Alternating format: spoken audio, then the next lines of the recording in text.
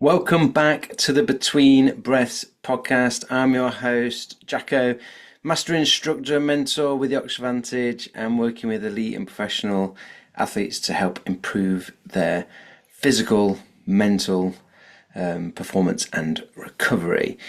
This week, well, I say week because we're not necessarily every week. We're not able to be that consistent because we're only putting out podcast content when we have high quality guests.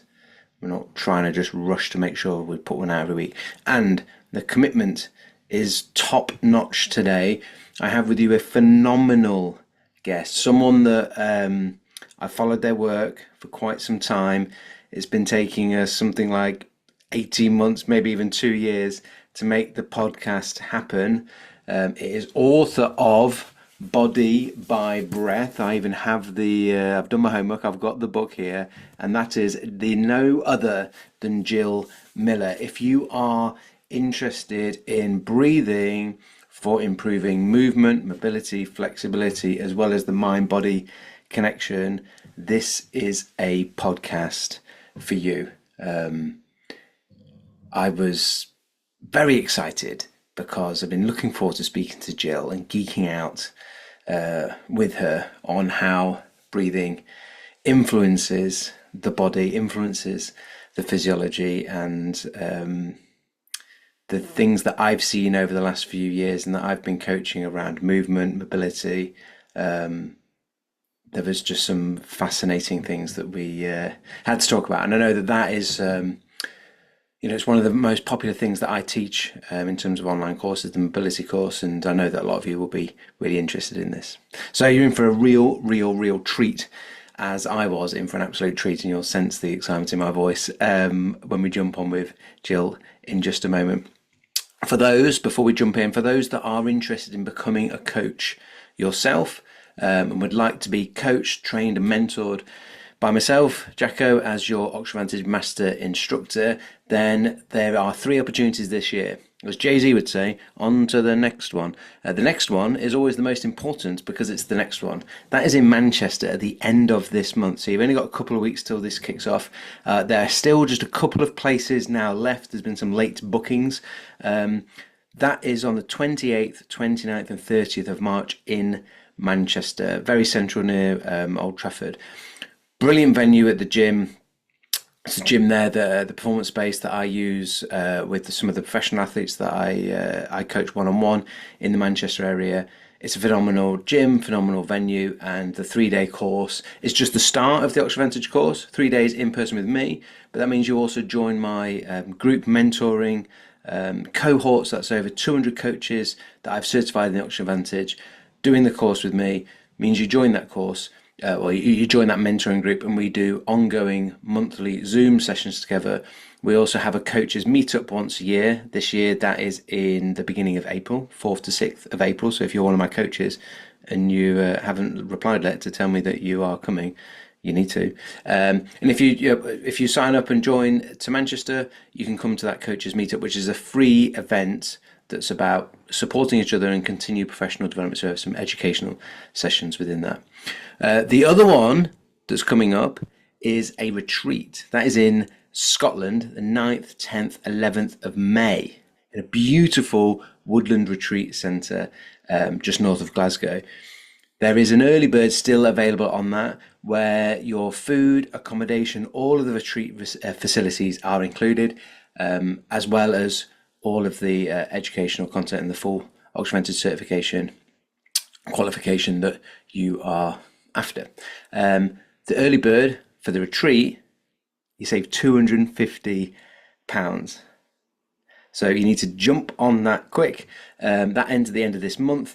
But if you sign up for the retreat before the end of the month, you're going to save yourself £250. So the details will be in the description below. Or if you go to probreathwork.com/certifications, you will see all those options, and the third one, which is in Snowdonia in October as well. Enough of that, because not all of you want to be a coach. Some of you want to listen to Jill Miller on the Between Breaths podcast. We enter this world taking our first breath, and sadly, we leave this place taking our last. And what I want to do with this podcast is to explore what happens between those breaths. I'm David Jackson, Jacko, and this is the Between Breaths podcast. So, Jill, it's been a long time coming, but thank you for coming onto the podcast. I think it's only been 18 months that we've been trying to make this happen. Yeah, well, it was something that I quite commonly do is I buy a book and then sort of cheekily try and so long as the book is obviously good, which I don't think I've ever really bought a book and not been interested in speaking to the author. But yes, I got your book. Yeah, gosh, when was it? Would it have been 18 months ago? It might have even been longer. Um, and yeah, then reach out and go, hey, do you want to come and talk about this on the podcast? So thank you for being so generous with your time.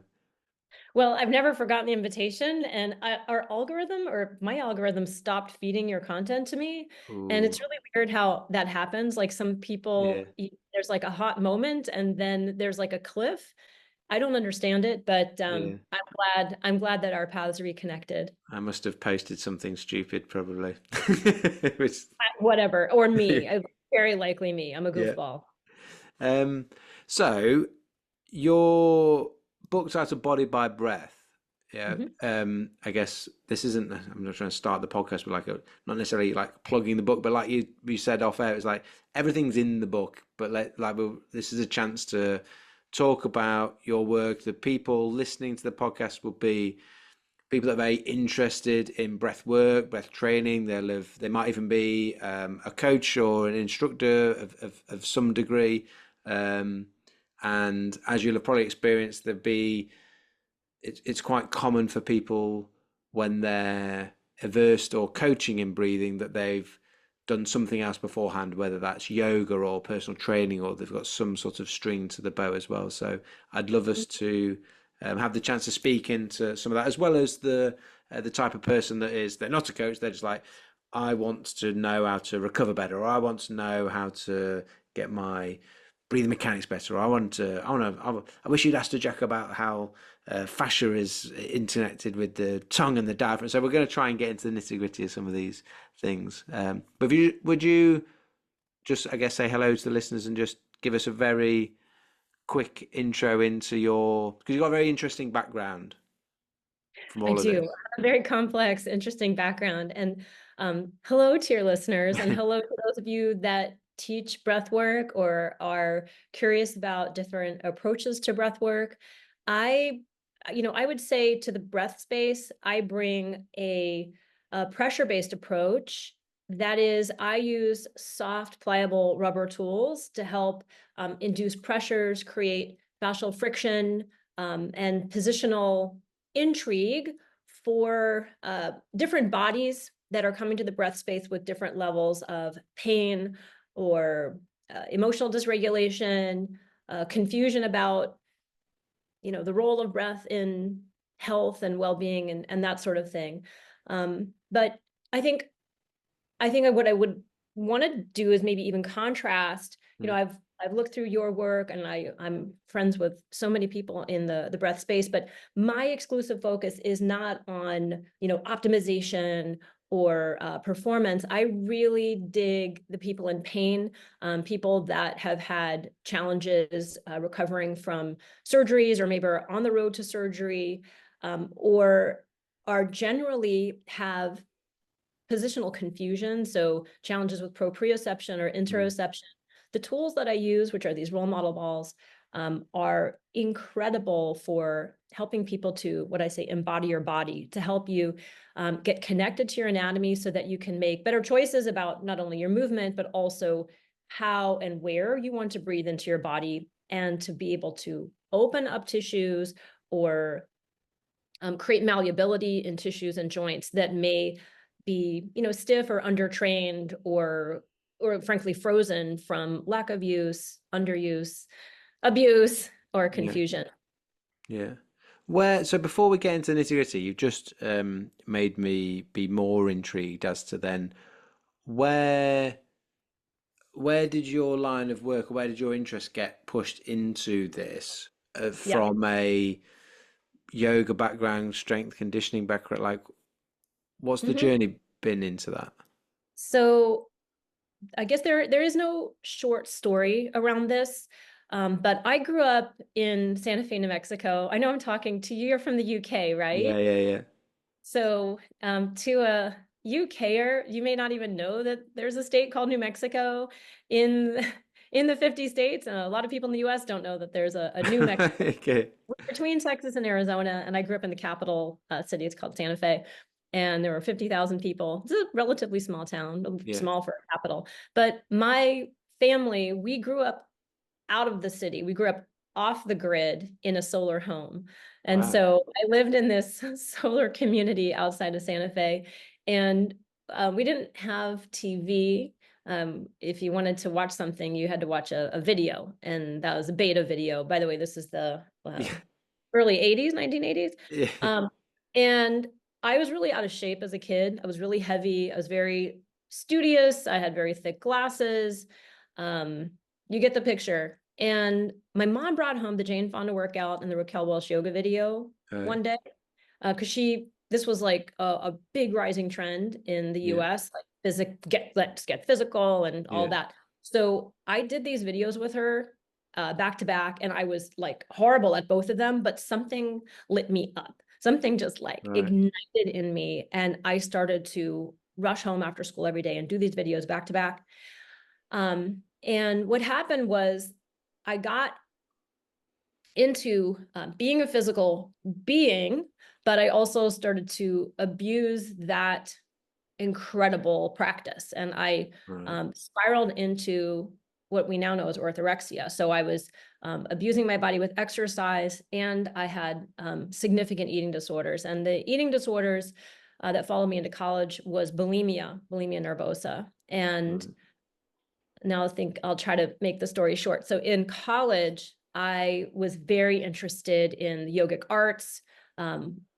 I kept up with the yoga. Maybe I dropped off with the aerobic, but I was really intrigued by the yoga because it calmed me down. I realize now that it was a salve for my totally jacked nervous system. And of course, Right. breathing practices were always a part of yogic practices. So in college, I started studying massage. I started studying a type of massage called shiatsu, um, which is using the Japanese medical model where you have different meridians. And we Yeah. always started with the gut. Like that was where we would start. So in a side bucket with this, I confessed to a yoga teacher, because I would go to yoga classes outside of college. I Yeah. confessed to a yoga teacher that I couldn't feel my abs and that I was bulimic. Like I couldn't feel my abs. I was in the dance department, but I couldn't like feel the burn like other people Yeah. were. And so she suggested that I lay belly down on this like hamburger bun shaped sandbag, which Right. was a tool that they use in the Iyengar yoga space for headstand, by the way. And so she said, Right. well, lay down on this and breathe into it. And so I did. I laid on this object, and it was so painful. It was agony.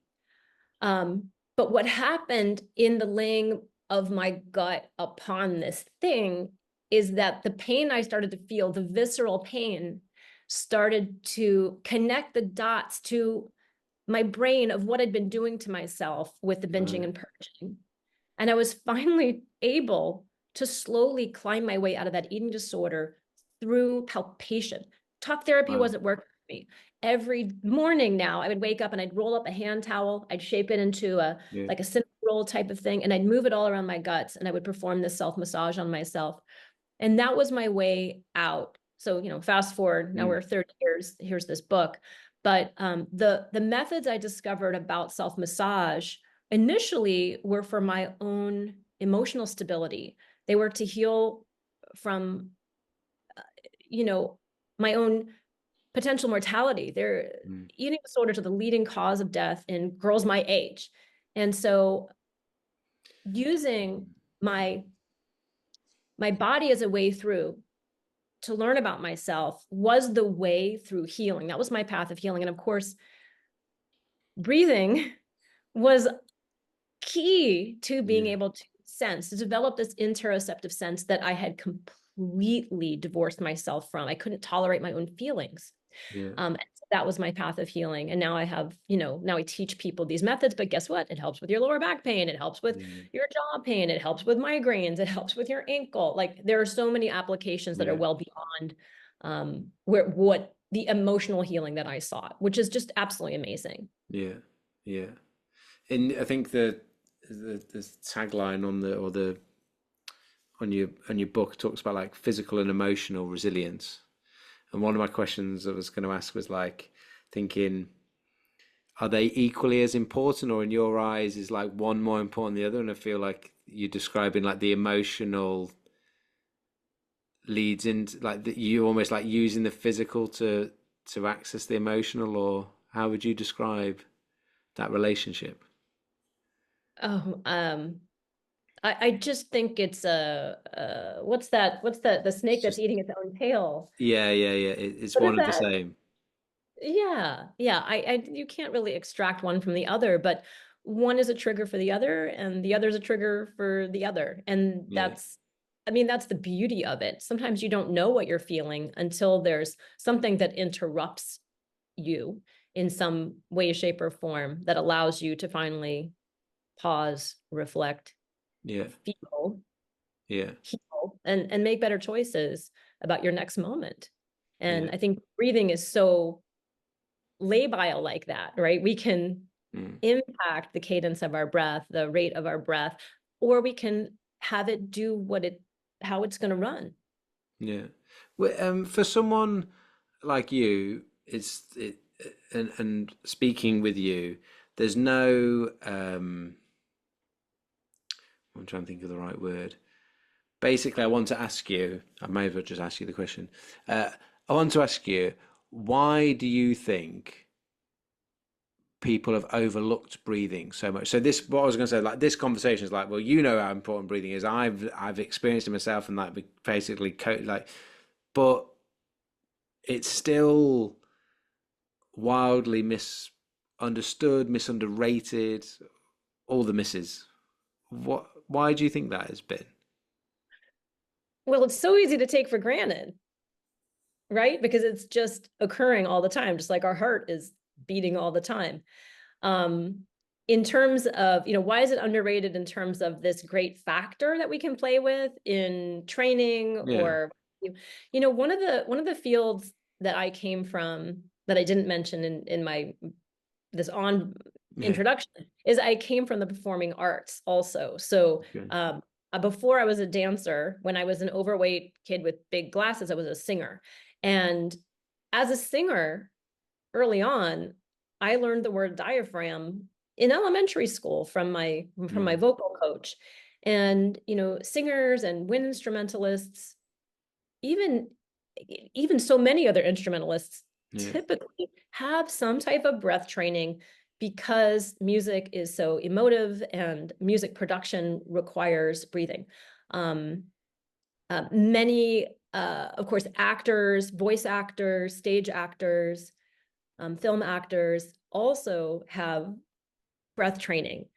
But why in the physical fitness space yeah, had breathing been omitted as a variable in exercise is really puzzling to me, because in the yoga space they never took it for granted, right? It's just yeah, been thing. And Pilates includes a lot of breathing, but when I work with the Pilates community, there are some overtraining challenges.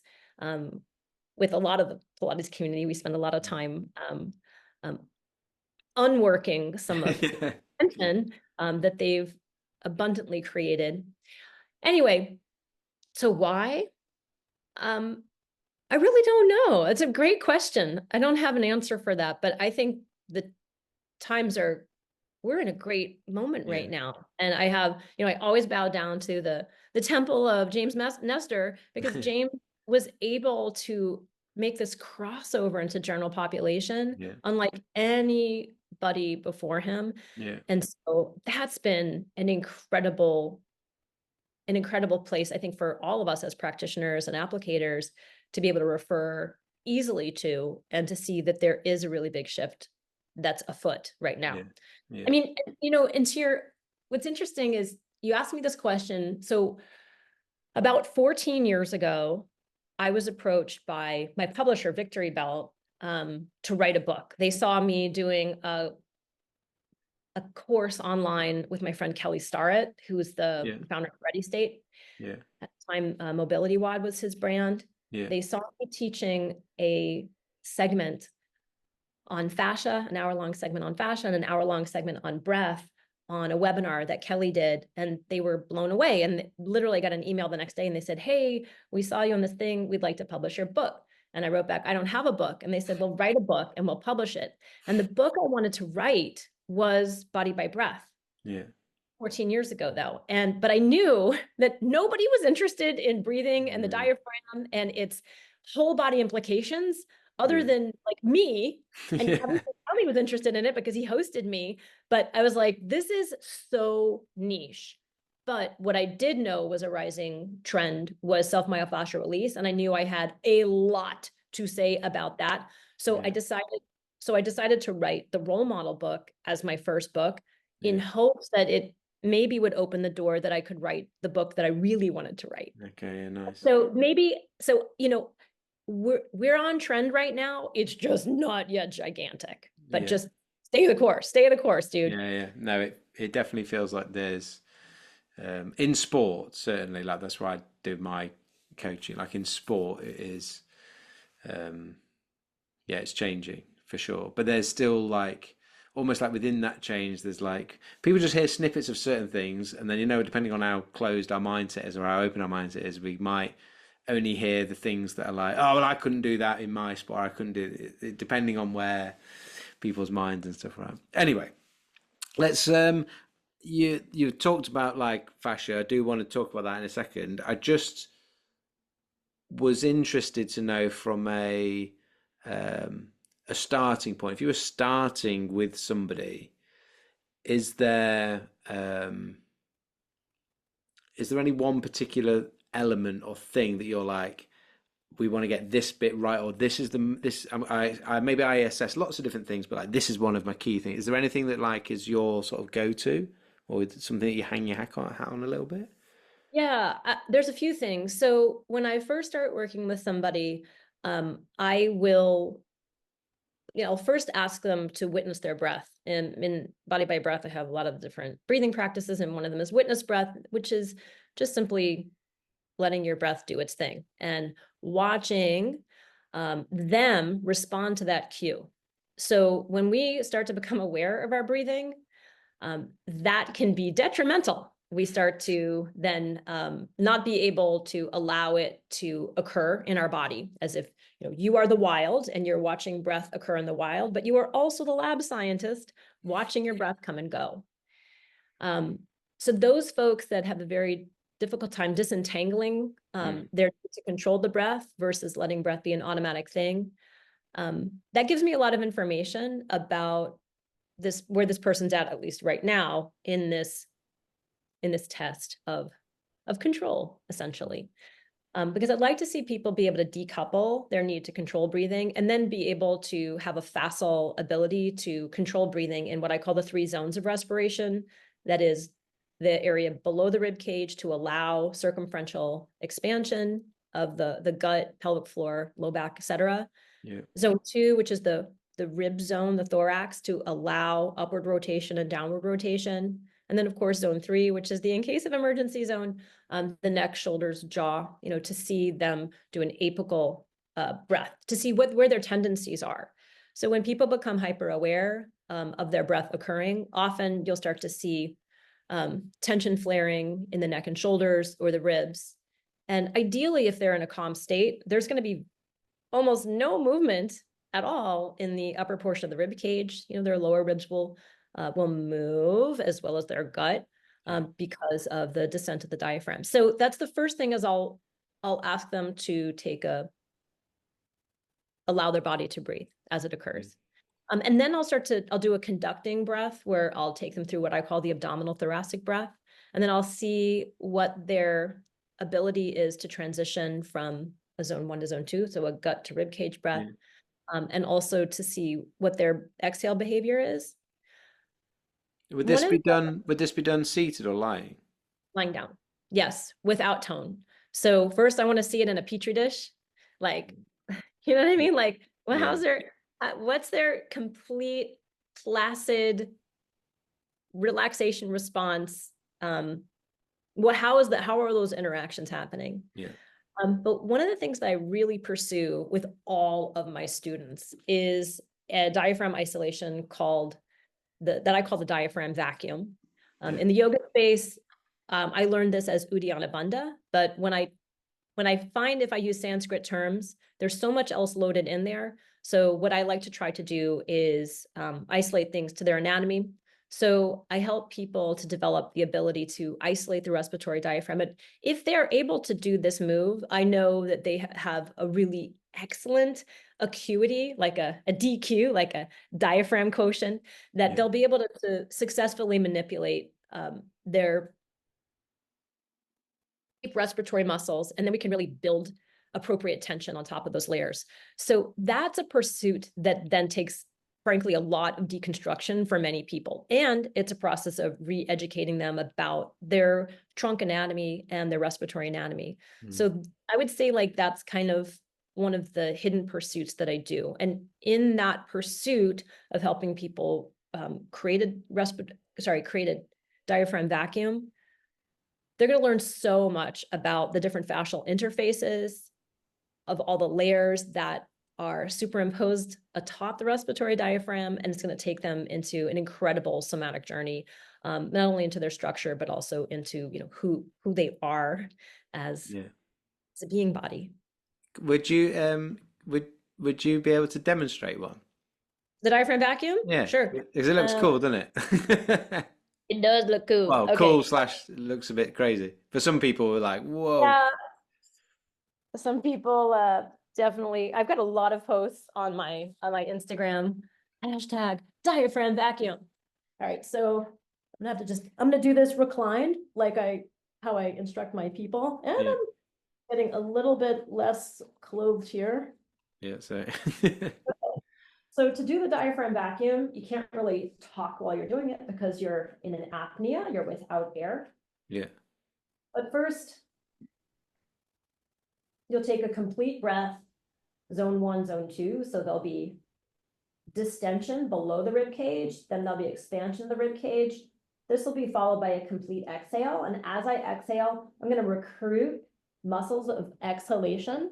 yeah, After I'm totally exhaled, I'm going to let all of the musculature go slack, except for the external intercostals. And the external intercostals are going to turn on and they will drawbridge the ribs open, and the diaphragm will be suctioned into this cave.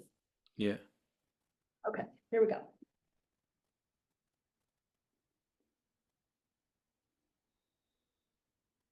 So inhale, exhale, the hold and the pull out. Yeah.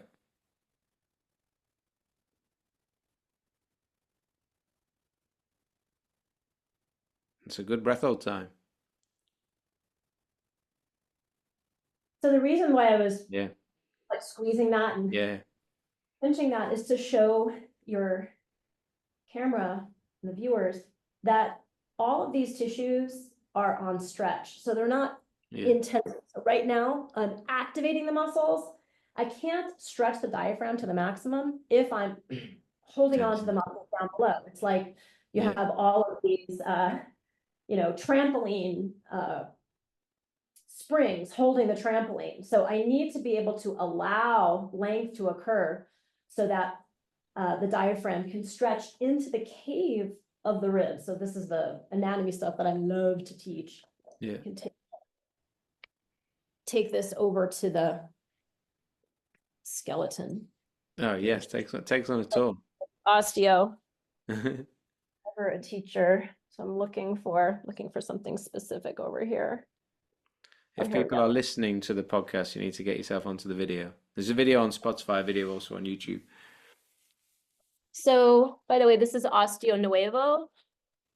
We used to have osteo, the original osteo, but he disarticulated because he didn't have any connective tissue. That's an anatomy joke. This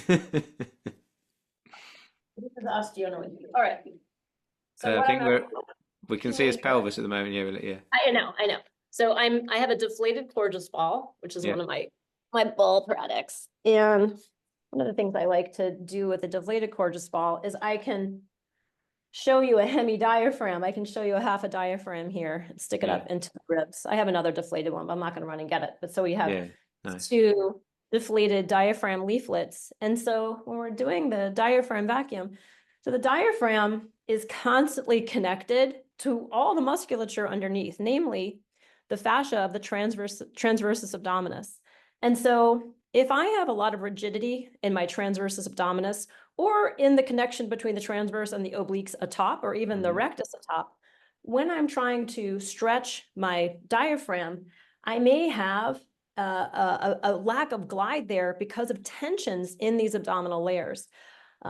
You should always, of course, you should train your abdomen and all the layers, but the overtraining can lead to inordinate amount of stiffness Yeah. that doesn't permit stretch to occur in these tissues. Stretch is so important because it helps to reperfuse the blood vessels. It helps to mobilize lymphatic channels within the fascial layers. It helps to allow for proper elasticity. And then for my sports people, it helps you to generate proper tension. If I don't have a good length tension balance in these tissues, guess what? I'm not going to have the strongest core that I could have.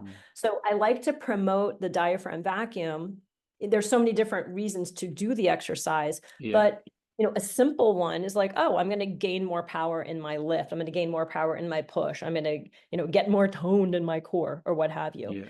But this functional relationship cannot be overlooked. And there's so many other benefits to the diaphragm Yeah. vacuum. I literally have a massive page of the benefits in the book. Yeah. I'm obsessed with it. Well, just pick up on one element on that, like a simple thing that Can I people go could sit down probably. again?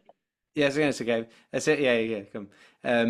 A simple concept that people could probably like appreciate quite relatively easily. That if you can't exhale well, then you're not going to inhale well. Because most people want to, when we talk about breathing, it's like people what if I've said right, I'm going to help you exhale better, like, oh, I prefer you to help me to inhale better. That might just be a misconception that someone is thinking, right? But it's an easier thing to get on board, like, yeah, help me get more air in, okay, like let's meet you where you're at, type of thing. But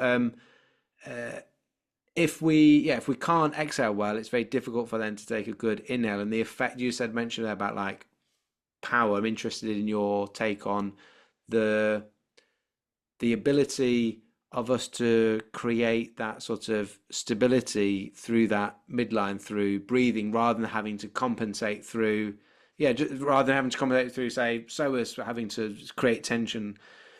Can you talk to speak into that? Yeah. Oh my God, there's so much what you just said. So I know, but there was so much before you asked me the Yeah, question. yeah. Well, about the importance of So exhaling. Yeah, yeah, yeah. anyway, this is the first time David and I have actually sat down to talk. So we're just like sniffing around each other's lungs right now and like be like, this interesting corner of that you're Go down uh, any avenue you want to. okay. So one of the things that I want to say, because you're talking about, the inhale and the exhale, the diaphragm vacuum is so paradoxical because it relies on vanquishing the air in your body. Like this is get rid of the air, powerful exhale generation. Use the internal intercostals, use the transversus abdominis, just wring out the sponges of your lungs, and then strangely create the inhale shape in the Yeah, rib, yeah, but you're creating the exhale shape with the diaphragm. yeah, yeah. This maneuver was originally like named by I think his name was Joseph Miller or Joseph Mürle. Joseph Mürle was a German in the 1800s. And I'm totally blanking on, well, they call it the Mürle maneuver. Right. Mürle maneuver. And it's all about, intrathoracic pressure. It makes it really boring. Yeah. Uddiyana Bandha sounds nicer. Diaphragm vacuum is Yeah. evocative. Yeah. But it's this really paradoxical exercise. Um, so then some people, I'm Yeah. going to frame it in a different way. So some people would say, well, yeah, but you're like hyperinflating the ribs and we don't want to we're trying to work on the exhale. We're not trying to work on improving our inhale shape. People are already over breathing. Yeah. But what this is also doing is it's lengthening, eccentrically lengthening the internal intercostals, which help you to generate your exhales. So, and plus it's doing a few other, many Yeah, other yeah, things. So, in terms of just the structural shaping, it's also challenging the pleura of the lungs. Like we are stretching the pleura of the lungs and we are creating fluid wave shifts that also can help us expectorate, can help the fascial gradients within your lungs get rid of phlegm and stuck fluids, especially if you have any disease or COPD related issues in your mm, lungs, scarring your lungs, long COVID, allergies, flu, so there's all of those things that shape is making. What is it doing for midline stability? I think that the coordination is really profound, that your brain can reconcile all of these paradoxical actions. And one of the things you said earlier, it is building your stamina for CO2 tolerance. The breath hold yeah, held, aspect yeah, yeah, can also not be overlooked. So I think that there are just like, there's too much for this conversation to yeah. like Let's just deep. just just stay there because there's you mentioned about like the exhalation, and I always and well about the exhalation just being weak, and I've got my I'm lucky to work with quite a lot of like top level athletes, and it's almost surprising. It's surprising, but then also isn't, in that like, well, they've just never trained this, so it's like like, they're all weak at exhalation. Like exhalation is weak. We laugh about it sometimes. I show them and go, no, no, I want you to exhale like this, and it's there's weakness, which I'm interested to your thoughts on that, and just the. I think one of the things with that vacuum shape is just, can you actually move and manipulate these different parts of your body? Like, if someone couldn't move their little finger, you'd be like, well, that's a bit weird. Why can't you move your little finger? It's like, can you move your rib cage like this? Um, but it is wild that we actually really. It's like when you've had shoes that are like cramping your toes and you can't move your toes at all. Whereas as a kid, you move your toes easy. Sorry, I've gone AWOL. But exhalation strength. Yes. Why are So people so weak at exhaling? I think I think it is has to do with rigidity, joint rigidity, connective tissue rigidity, a lack of elastic play in those in the thorax, Yeah, namely. And so, I mean, what I do, what I teach, and it's all over body by breath, is I take the Courgeous ball, and this is a yeah, soft, pliable, air-filled ball, and we recline on it, side lying, sternum lying, back lying, double the balls, even quadruple the balls, placing them in different locations all over the trunk, the abdomen, the low back, even the neck, and have people breathe into it, have people also move atop it, have people mm, use the ball for fascial shear and pressure. So there are just hundreds of maneuvers mm, that you can do yourself to manipulate at such depth. Starting, you're like on this like pillow, but mm, time time under intention with these things creates a profound amount of what we call traction, distraction.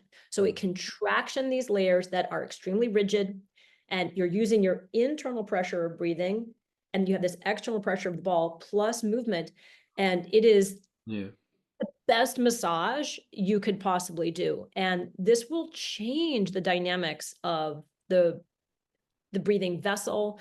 And it will also change your confidence in generating power.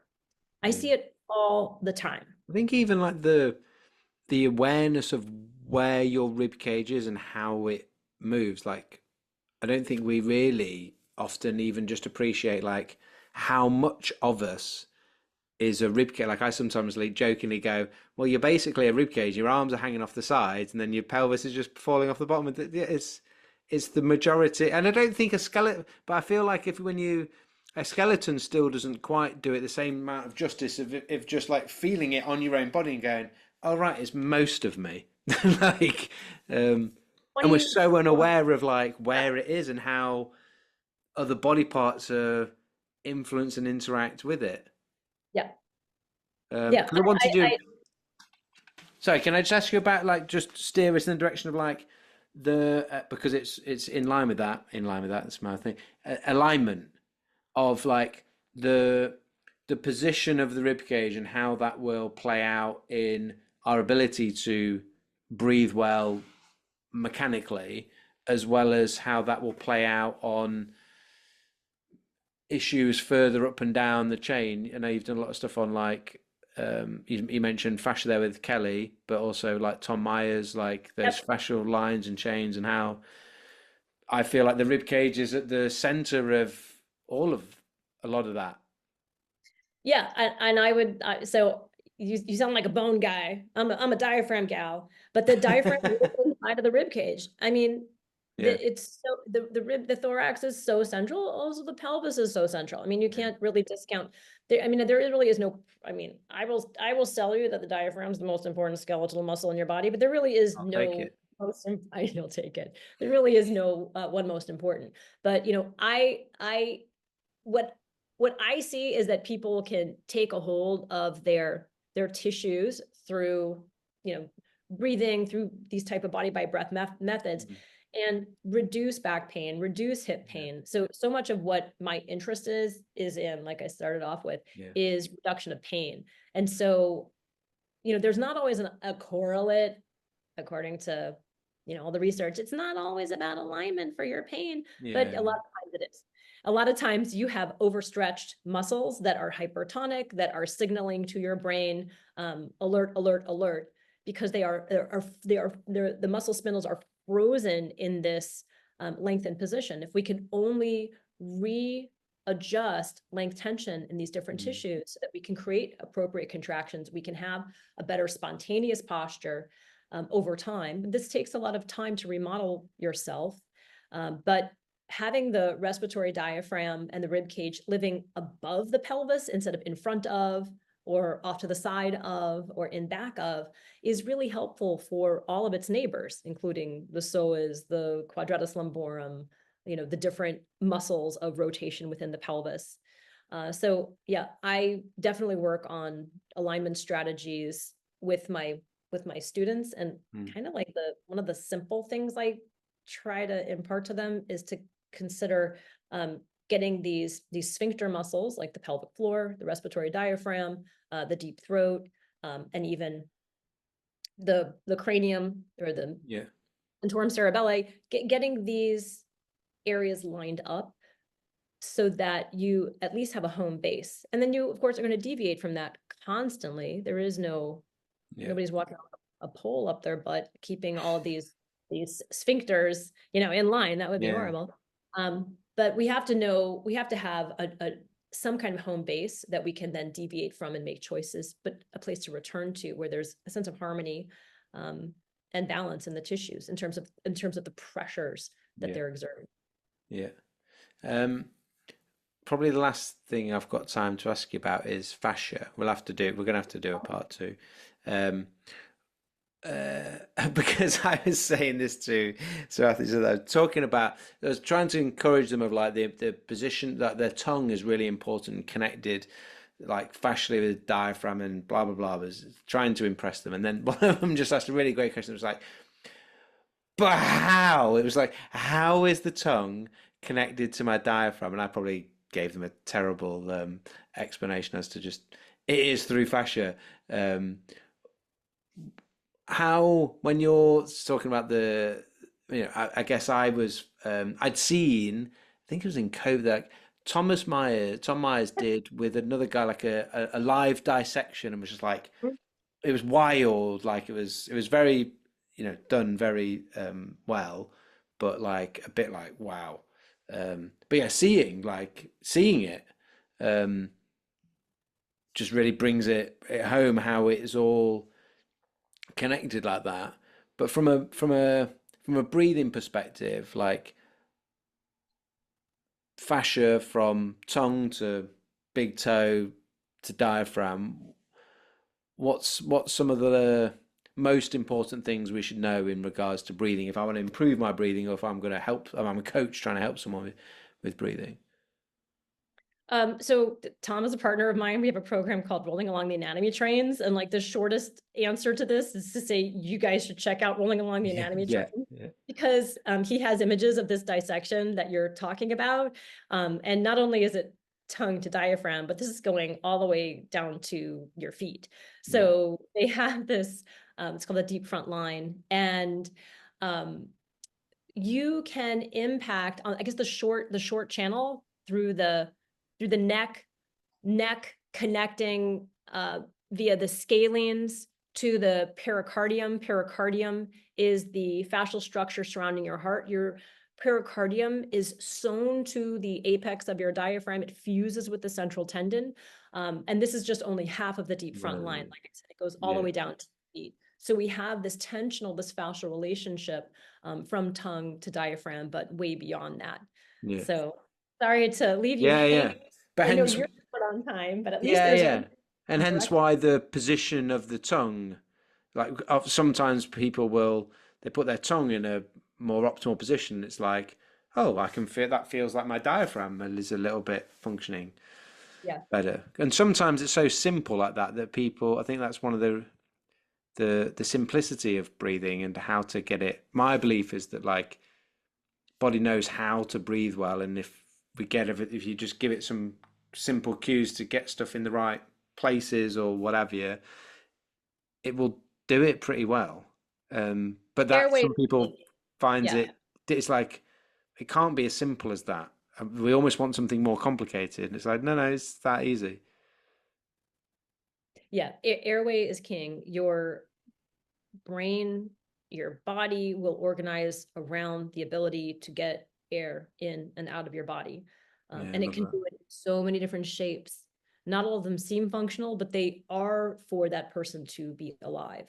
Yeah, I heard someone talking about when they talk about functional breathing on a podcast. They were saying like basically functional being like whatever you need to for that period. It might not be necessarily optimal, but it's just what your body is managing to do to keep you alive at that point. Yeah, Yeah.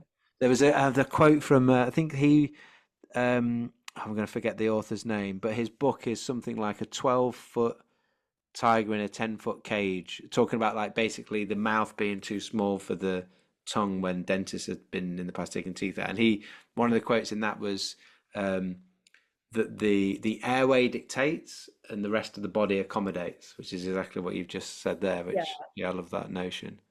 Makes a lot of Yeah. sense though as well. If basically if the brain is sensing that air coming in feels difficult, it's going to be in a state of like alert because it's worried you're dying on a. Yes. Do you mean Jaws? You mean the book Jaws? I thought like it was called a 12-foot tiger in a 10-foot cage or something like that. Oh, that's the title of the book? That's the yeah, it's called the name of Oh, the I book. love Yeah, it. Okay. it's something like that. I have I'll to send see it it. you. Okay, okay. Um, but There's so yes, much more to say about fascia. I yeah, know come you're on. short on time because if I start talking about fascia, Yeah, we're easily here for another it's hour. too, yeah, and there's a course. Let's put a link in the show notes for that, for the people can take a proper deep dive. Yes, but I think that this is it's really an appropriate thing for people who are interested in breathing to take a look at these respective tensions and what could be causing them and how to, minimize that Mhm. unnecessary friction in your entire breathing apparatus. And so that's one of the reasons why I wrote Body by Breath, so that people can take control of that, those relationships of tissues to tissues throughout the body, respective of the breathing body. Yeah, yeah. I'm gonna grab look. I'm gonna grab do a plug. There you go. By body, by breath. Oh, you got it there. Of course, you've got one. I've always got it right there. Yes. Yeah, but I bought mine. You had to. You got you. Presumably, you got given one by your publisher for free. um, Well, 8 years of work, not so free. yeah, yeah, yeah. Um, but yeah, no, we'll put a link in the show notes for that. And you've also got. I mean, some people love reading books. It's like a bible for breathing, I would say. But also people like to learn online. You've got a course coming up, teaching online. Yeah, so I do have a 3-day immersion. It's a competency training around the body by breath approach, which is extremely practical and brings you like so many different lectures that cover the vagus nerve, that cover fascia and sensing, that cover the different applications that we use in the methodology. But also, I know not all people like to read books. There's 114 exercises in this book, in part 2 of the book, and we've put every single one of them. We did a high quality production. And so they live in a library on my website, the Body by Breath library, in case that's something that people are more interested in. But I Yeah, also teach regularly. I have classes that I have in my online classroom called Move, Breathe, Roll. And this is another way to just engage with me. I work with people in a mentorship way and answer everybody's questions. And that's a really fun way to have long form classes that are very meaningful to yeah. everyday people, but also to those of you that integrate this type of work into client sessions and so on. Yeah. And probably often people want to suss someone out, and like we connected on Instagram, didn't we? What if someone wants to try and suss you out first to see whether they want to join any of these? What's the Instagram that they can go Well, and have a look? hopefully you sussed well with David and I in our first conversation. I have so many questions for you. I'm just like, okay. This is this is our first time talking. I am on Instagram at the Jill Miller. My brand is Tune Up Fitness, so you can find both of those feeds. I don't do the giveaways. I'll post pictures of my kids and other things that I'm doing, but Tune Up Fitness is very strictly about the brands that we have, which are Yeah. Yoga Tune Up, the Role Model, and Body by Breath. Yeah. Well, I hope you will be, those that are listening, encouraged or watching. Hopefully you watch, because then you've seen the vacuum and the half a hemisphere diaphragm. Yep, go over and give, if you're on Instagram, give Jill a follow. Can't recommend the book highly enough. And I'm sure if the courses are obviously anything like the quality that's in the book, then it is going to be education that is well worth it. So I encourage you to go and check those things out. We'll make sure there's links in the show notes for all of those. Um, and I will say thank you, Jill, so much for your time. And well, not just your time there, so the you're paving the way forward in over the last however many couple of decades that you've been putting this stuff together. Yeah, no, it's inspiring to see, and also highly I almost feel like invigorated after the conversation. Oh, I can't wait for more. I can't wait to give you some of the fascia 101. We've got a lot to cover there. Yeah, let's do a part 2. Okay. Awesome. Thank you very Thank much. you.